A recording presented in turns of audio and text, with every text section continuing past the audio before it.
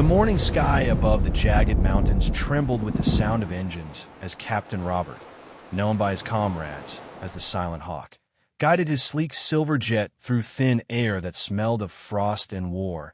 Ahead of him, 3 enemy fighters darted like metal hawks toward the border river, their wings slicing sunlight into sharp glimmers that cut across the valleys. Each pilot carried the scars of older wars, and each movement spoke of discipline honed in battles fought long before this. Sky turned hostile. Robert glanced at his fuel gauge and knew he had only minutes left to act. His wingman Michael crackled over the radio warning that they had orders to pull back. Yet Robert ignored the words, for he had studied these particular enemies for weeks. He had watched how one always pulled left under pressure, how another favored a spiraling climb, and how the third remained calm until he struck with viper precision. When the enemy formation broke apart exactly as he expected, Robert felt the strange calm that comes before storms. 2 fighters climbed into the shroud of pale clouds, while the third plunged low into a canyon that twisted like a knife wound through the mountains. Michael urged him not to follow alone, but Robert cut his engine and let gravity drag him downward. His aircraft whispered through the currents, stripped of sound, stripped of heat. Almost invisible, it was a trick he had mastered. After years of practice, the kind of maneuver no manual could teach and no enemy could predict, below him the canyon runner had no warning when Robert reignited his engine and unleashed a stream of fire.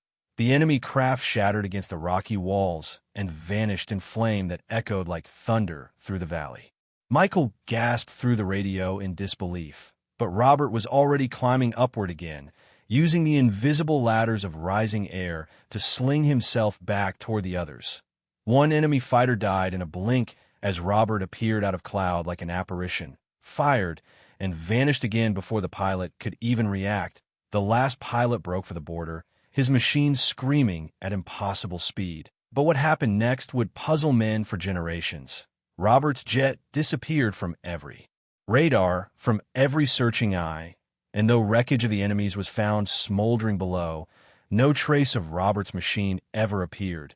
And thus was born the legend of the ghost in the sky, a man who could fight like a phantom and vanish like mist. But the story of Robert did not begin in the war. It began in a dusty field during the hungry years of the 1930s, when winds swept away the soil of farms and turned the sky brown with grief. Robert was only a boy standing in rows of withered corn. His father, Michael Sr., bent low over cracked earth, murmuring that perhaps it was time to abandon the farm for the factory towns. Yet the boy's eyes caught something others did not see. He noticed that wind carried secrets, that it swirled and twisted in ways that spared some fields while destroying others, pointing toward a neighbor's crops still standing green.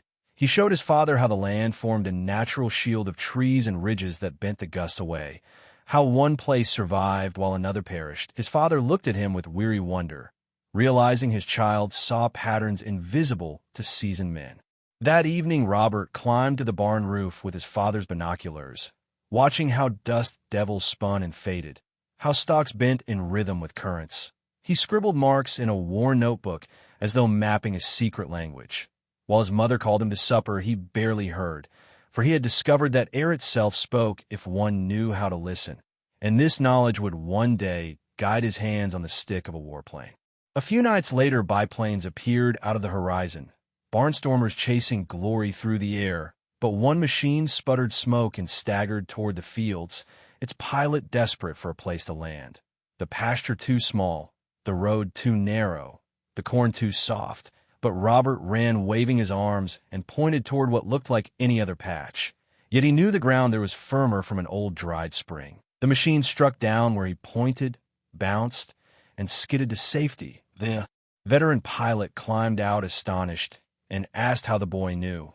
Robert replied simply that the wind had told him. And in that moment, the pilot placed a heavy hand on his shoulder and promised that one day Robert would fly, for he had already proven that sky and wind whispered secrets to him alone. This was the seed of the ghost pilot, not the roar of engines nor the thunder of cannons, but a child's quiet gift to read the air when others only felt its bite. It was here among dust storms and dying fields that Robert first learned that survival belonged to those who listened, and that power belonged to those who could turn listening into action. A truth that would carry him from the silence of Iowa nights into the storm-torn skies of 2 world wars, shaping him into a legend who vanished from radar and from history, leaving behind only questions, whispers, and awe. By the time Robert turned 18, the world was already at war. Yet in the small towns of the Midwest, the battles of prejudice were just as fierce as those fought overseas. When Robert walked into the aviation academy, he carried with him the dreams of his family and the quiet strength of a boy who once listened to the whispers of the wind. But the chief instructor, a bitter man named Dale, sneered at him with a limp that testified to his own broken past. Dale declared in front of everyone that Robert's kind did not belong in the sky, that no matter what the government claimed, they would waste no time training a farm boy who would crash the first time he faced a cloud. The other students shifted uncomfortably, some ashamed but silent, others nodding as if prejudice were a natural truth. Robert clenched his acceptance letter in his hand, the paper crumpling with the weight of insult. Yet his voice remained calm. He explained that he had already flown crop dusters for years, logging hundreds of hours without a single mishap. Dale spat tobacco into a can and laughed cruelly, declaring that buzzing fields a few feet above the ground was nothing like real combat, that true flying demanded courage, precision, and nerves of steel. Robert looked at him and felt the familiar burn of injustice, the same look he had seen on faces since childhood, the assumption that his heritage would limit him. And in that moment, he stepped forward and issued a challenge. He demanded one flight, one chance to prove his worth. If he failed, he would walk away forever. But if he succeeded, the instructor would have to train him as he trained the others. Dale scoffed at the idea, pointing out that maneuvers like loops and barrel rolls took months to master, that trying them untrained would be suicide. Yet Robert only replied that Dale had nothing to lose. Either way, he would be rid of him. The hangar fell into silence, the hum of distant aircraft engines the only sound, until finally Dale agreed with a smirk, certain the boy would humiliate himself or worse. The afternoon sun blazed as Robert climbed into a biplane with yellow wings gleaming like fire. He had never touched this particular model, yet his hands moved confidently over the controls. The engine roared to life, and the machine trembled, ready to leap into the air. As he taxied down the runway, Robert thought of his father's words, that in this country he would need to be twice as good to earn half as much. And so today he would not be twice as good. He would be 3 times better, for he carried not only his dream, but the pride of those who believed in him. The plane lifted into the sky, the ground dropping away, and Robert felt the old thrill that came every time he left Earth behind. He pushed the aircraft higher, feeling its weight and balance, learning its voice. Then, without hesitation, he pulled into a loop, the horizon flipping over his canopy, the straps biting into his shoulders as gravity fought against him. The maneuver came out smooth and perfect. He rolled next into a barrel turn, spiraling downward and upward again with flawless control. Then he pulled into the complex Immelman, climbing steep before rolling over into level flight. The crowd below watched in astonishment, their disbelief melting into reluctant respect. When he landed, the wheels skidding across the dusty strip, silence hung heavy. Dale's jaw clenched tight, yet he could not deny what every witness had seen. Robert had performed maneuvers many students failed after months of practice, his skill undeniable, and so Dale, bitter and red-faced, had no choice but to agree that Robert would train, though he warned him that he would wash out sooner or later. Robert only nodded, for he knew that storms could be read, winds could be tamed, and he had already survived worse. Training was harsh, filled with exhaustion, bruises, and constant testing. Yet Robert thrived. Where others panicked, he remained calm. Where others lost their bearings, he read the sky as if it were a map written only for him. One day over the Nevada desert, disaster struck when his engine failed at 8,000 feet.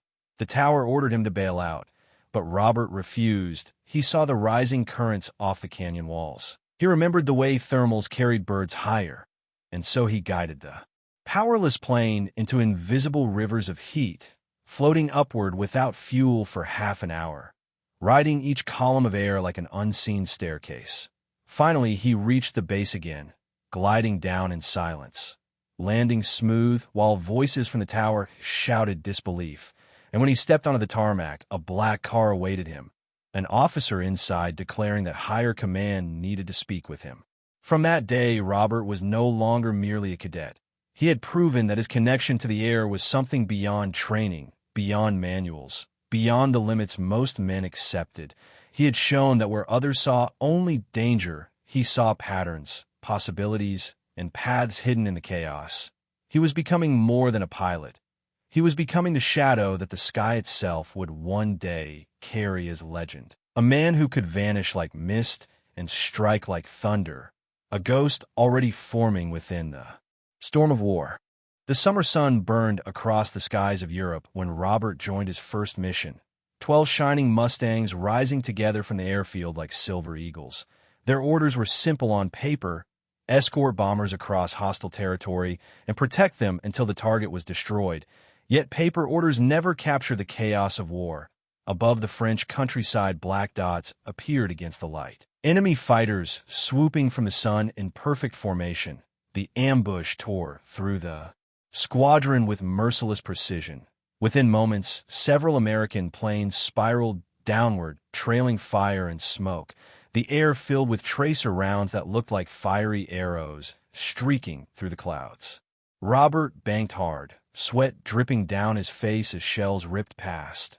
One struck his wing. Hydraulic fluid sprayed across the glass, controls stiffened, and death hovered just behind him. An enemy fighter lined up for the kill, and in that heartbeat Robert did something no manual could teach. He cut his engine and dropped into the storm below.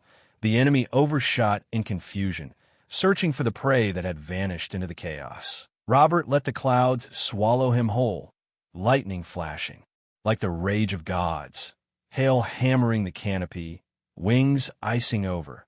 Yet he remained calm, for he knew storms spoke the same language as the winds of his boyhood, violent but predictable if one listened. Deep inside the thunderhead, he reignited the engine, its roar masked by the crashing sky. And when he emerged minutes later, he was behind the enemy formation. They searched for him frantically, unaware that death had circled back. Robert struck like lightning itself. His gun spoke once, and a fighter exploded into flame. Another fell seconds later. Then confusion spread among the enemy. Their tight formation shattered by fear of the unseen. They whispered across radios about a phantom rising from clouds, striking without warning, invisible to radar, unseen by watchful eyes. French resistance fighters on the ground watched explosions bloom in empty air. Sometimes they glimpsed the Mustang like a silver shadow. Sometimes they saw only fire. They whispered afterward about a spirit that hunted the skies, giving it names like Phantom or Ghost. Robert landed with his aircraft battered and his fuel almost gone. Yet alive, his comrades stared at him with disbelief. And on that day, the Silent Hawk was born. No longer just a pilot, but a figure who turned storms into allies and fear into weapons. Robert did not rest. At night in the hangar, Sergeant John, a mechanic with sharp eyes, caught him bending over his plane, attaching strange baffles to the exhaust, painting patches with dull black substance that seemed to swallow light. John demanded answers, but Robert explained quietly that this was survival. The enemy heard them from miles away, saw them from even farther. What if he could make the aircraft whisper instead of roar? What if he could vanish before they even knew he was there? John examined the crude yet brilliant modifications, realizing they reduced sound and visibility. And though he feared court-martial for unauthorized changes, Robert convinced him to help, promising that together they could save lives. One night, Robert proved it, taking John up in a trainer at low altitude over enemy convoys. The soldiers below never looked up, never noticed the shadow gliding above them. John whispered in awe that they could not hear, they could not see, and he understood that Robert had crossed a boundary into something new, not just a fighter pilot, but a man shaping the future of air combat in secret. Then came the mission no one dared to speak aloud, a secret order delivered in a dimly lit room beneath the base. Robert was to eliminate a high-ranking enemy officer whose cold strategies prolonged the war, yet it had to appear as if he had died in a bombing raid. The plan was audacious. Fly a captured enemy aircraft deep into hostile skies, using stolen codes and forged identity, and strike the target at the precise hour. Robert accepted without hesitation, though he knew it could be his last. Flight. At dawn he climbed into the strange machine, its engine growling in a foreign tongue. The flight across the heart of enemy territory was a dance of deception. Every radio call answered with perfect accent, every patrol greeted with convincing lies. When he reached the city, he saw the staff car waiting, the officers stepping from the building, and Robert descended from the sun. His gun shredded the vehicle into fire and ash. Then, to complete the illusion, he fired again into nearby streets, creating the chaos of a bombing run. By the time fighters scrambled to intercept, he was gone, twisting through the narrow alleys of Skye and racing back toward the west, his tanks nearly dry, his soul heavier than ever before. When he landed, weary and haunted, his commander offered whiskey and quiet words. The mission had succeeded, the war would not be extended, but Robert whispered that he had left part of his spirit in that burning city. For though he fought shadows and fire, he never forgot that behind every uniform was a beating heart, behind every machine a human life. The legend of the Ghost grew stronger with every mission. Enemies spoke of a fighter that struck from clouds and disappeared. Comrades whispered of modifications no one could explain, and Robert himself began to feel the burden of being more myth than man. Yet he pressed onward, for each life saved gave purpose to the darkness gathering in his own. The Korean mountains rose like jagged teeth tearing at the sky, the air thin and cruel, the cold so sharp it turned every breath into crystal. Most pilots dreaded these skies where engines froze and instruments faltered, but Robert found in the brutality of winter another weapon to wield. His saber cut through icy air at 25,000 feet, while below an entire division of enemy soldiers snaked through the valleys like a black serpent. Trucks, artillery, and foot soldiers moving too. Surround the trapped Marines by the chosen reservoir, 15,000 men outnumbered and freezing, moments from being erased from history. Captain Emma, an intelligence officer with a calm voice and piercing mind, spoke through the radio, warning Robert of the approaching enemy columns. Her words steady despite the chaos. She had studied every map, every intercepted signal, her knowledge guiding his instinct. Together they formed an alliance of reason and intuition. She gave coordinates. He turned them into strikes that defied imagination. And as Robert banked toward the White Valley, his breath fogging even inside his heated suit, he whispered that he could see the uninvited guests approaching. The convoy below crawled across the snow, their weapons glinting against the frozen expanse. Robert climbed higher, pushing his machine until the engine coughed in the thin atmosphere. Then he cut power and slipped into silence, gliding down on invisible currents like an owl descending upon prey. The storm swallowed him. Then he fell through at 500 feet, guns flashing. Fuel trucks erupted in fiery blossoms that melted snow for hundreds of yards. Ammunition carriers exploded in chains of thunder. The mountains shook, and when Emma listened to intercepted chatter, she heard the fear in enemy voices. They spoke of a plane that made no sound, that came from nowhere. Robert vanished into the clouds again, reappearing minutes later from another angle, striking, disappearing, striking again. For 40 minutes he waged war alone against thousands. Yet numbers meant nothing when panic spread. Avalanches triggered by his cannon fire buried whole columns. Narrow passes turned into tombs of ice and stone, and soldiers who had marched through years of war broke and scattered. Believing demons haunted the sky. When Robert finally returned to base, his wings were heavy with ice, his tanks nearly dry. Yet Emma met him with a trembling voice, saying the Marines had survived. Every one of them would see home again. The valley now whispered of the Devil's Pass, where a ghost had struck from the storm. But legends invite hunters, and word of Robert reached across borders to a man named Colonel Dmitri, a veteran scarred by Stalingrad. Carrying the weight of dozens of kills, he studied Robert's methods with cold precision, declaring that the ghost was not supernatural, only better, and every hunter could be hunted, For weeks he mapped the skies, searching for patterns hidden in Robert's artistry. Then, on a gray December morning, he sprang his trap. Robert descended upon another convoy when Dmitri dropped from cloud cover in a MiG. Cannon fire, slicing the air, where Robert had been only heartbeats earlier. For the first time in months, Robert reacted instead of creating. The duel became a vertical chess game. Spiraling upward through cloud and storm, Dmitri's machine held superior climb and guns. Robert's saber turned sharper and swifter. They pushed their engines to the edge of fire. They climbed so high both engines sputtered from lack of oxygen. Yet Robert embraced the silence, gliding once more where Dmitri dove to restart. And when they crossed paths again, Robert attacked from an impossible angle, inverted through a canyon, firing into Dmitri's engine and forcing him limping back across the river. Dmitri admitted to his commanders that the ghost was real and stronger than expected. For the first time in his career, he felt he had met an equal or perhaps a superior. And the hunt became personal. Robert knew it too, each mission carrying the weight of invisible eyes. Predator against predator, circling one another in a sky too vast for both. On the ground, the war touched Robert in new ways. One night, enemy commandos slipped into the base under darkness, their goal to kill the ghost. Emma was working late in the bunker when the first explosion shattered the night. She realized instantly that the attackers sought Robert's quarters.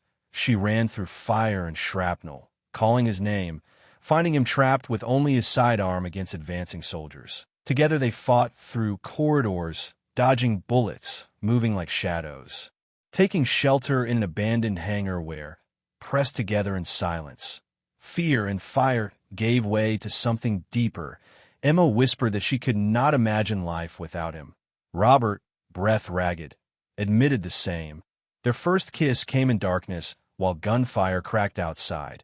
A fragile promise formed amid chaos. They survived the raid, but 17 comrades did not. Their bond grew stronger yet hidden. For love and war was both salvation and burden. Emma gave him intelligence to sharpen his strikes. Weather patterns, true positions, signals stolen from static. He gave her the comfort of knowing that even in a world of fire there was still someone who fought not only for nations but for her. Yet every time he climbed into the sky, she feared he would vanish forever. Not in a legend this time, but into silence that no code could ever break. Thus the ghost's legend deepened, not only in the fear of enemies who saw flames without aircraft, nor in the awe of allies who whispered about impossible victories, but also in the quiet hearts of two people who carried love like contraband through the smoke of war, each goodbye a question without an answer, each return a miracle that might not repeat. The storms over the yellow sea rolled like living giants, lightning tearing veins across the black sky, thunder shaking the bones of the earth. It was here that Robert met Dmitri again, the veteran hunter who had stalked him for months. Their voices crossed the radio, sharp and clear even through static. Dmitri declared that every hunt must end. Robert replied with steady tone that he knew who stood before him, a man scarred by war as much as he was. And in that moment, both men understood. They were no longer soldiers of nations, but predators drawn together by destiny. At 30,000 feet they clashed, their machines spiraling upward through walls of storm and light, Dmitri's MiG heavier and armed with brutal cannon, Robert's saber lighter, quicker, and flown with instinct beyond textbooks. They pulled turns so fierce that normal men would have blacked out. They climbed until engines gasped thin air, then dropped in freefall, each move answered by the other, neither giving quarter. Lightning burst around them. Hail hammered their wings. Yet both pilots pushed forward, driven not by orders, but by the need to prove who was truly master of the storm. Robert performed maneuvers that seemed impossible, vertical climbs that melted into inverted dives, sudden tumbles that transformed into strikes. Dmitri countered with spins and bursts that shredded air around him. Shells tore into Robert's wing. Fluid leaked. Alarms wailed. Yet he turned weakness into trickery, letting his aircraft fall limp until Dmitri closed in, then springing to life with one last burst that struck the Soviet engine, fragments flying like shrapnel across the sky. Dmitri's machine faltered, smoke trailing, Yet still he fought, refusing surrender. Both planes now wounded, both pilots weary, they fell together back into the heart of the storm, lightning illuminating their final dance. Dimitri's voice came through faint, saying Robert fought well, that perhaps they would meet again beyond this life. Robert answered with solemn respect, admitting it had been an honor. Then silence returned as the storm swallowed them. Below the sea waited, patient and endless. And neither man reached for the handle that could have saved them. Some battles demanded an ending beyond survival. Yet Robert did not vanish that night. For one final mission still called him, his aircraft repaired only in part, his body tired and his mind scarred. He stood before Colonel Morrison at dawn and listened as intelligence revealed a hidden base concealed within a monstrous typhoon far out in the Pacific, a fortress of wind and water that shielded enemy aircraft striking supply lines. 2 reconnaissance planes already lost. No man could survive such conditions. But Morrison declared only Robert could try, the ghost who had always turned storms into allies. Emma begged him not to go, her voice trembling as she reminded him of the life they dreamed about. The farm, the children, the peace after war. Robert held her hands and promised he would return, though both knew it was a lie, for he could not allow others to die where he might succeed. And so he climbed into his Sabre one last time, the storm devouring him within minutes, lightning flashing across his canopy, hail like bullets against his glass, winds tearing at his wings. Yet Robert rode the fury as if it were his own. Every shift of current another note in the song he had been learning since boyhood. Hours passed, his last transmission barely audible through static. He reported the coordinates of the hidden base, his voice calm even as he said the words that Emma would never forget. Tell her I found my way home. Then the radio broke to silence. His aircraft never returned. Search teams found nothing, but the memory of his voice carried across crackling airwaves. Decades passed before truth stirred again. An archaeologist named Sophia discovered the wreckage of a Sabre far from where Robert was last seen, on a forgotten atoll surrounded by coral and sea. The numbers matched his aircraft, and inside the cockpit lay his flight logs. Journals filled with diagrams of techniques not invented officially until decades later. Entries describing missions never recorded, kills never claimed. And finally, the last words of man who accepted his fate, that perhaps ghosts are meant to disappear not in fire, but in quiet places where war cannot follow. When Emma, now aged and walking with slow steps, came to see the wreckage, tears filled her eyes. She had taken Robert's name long ago in a quiet ceremony. And now at last she stood beside the machine that carried him away. She whispered that he had always promised to return, and though it took 60 years, here he was, home at last. The journals revealed not only ways of striking unseen, but also visions for peace, designs for agricultural aircraft that could feed millions, diagrams meant not for killing, but for saving. Sophia realized that Robert's true legacy was not the fear he inspired in enemies, nor the legend whispered by pilots, but the hope carried forward in ideas that would help future generations survive. Knowledge born in storms, yet turned toward creation. Thus the ghost pilot found immortality, not through the wreckage of enemies, nor the tally of victories, but through the lives his wisdom would save. Modern pilots studied his methods. Modern engineers adopted his ideas. Yet beyond all that remained the story of a man who loved, who sacrificed, who became both legend and lesson. And though the sky no longer roared with his engine, the wind still carried his name like a whisper across endless horizons. And so in the silence of history, Robert lives on, not as a monster nor as a myth alone, but as a reminder that even in war's darkest hours, the human spirit can choose to turn storms into light, fear into courage, destruction into life, and that the greatest victory is not in taking lives, but in finding the way home.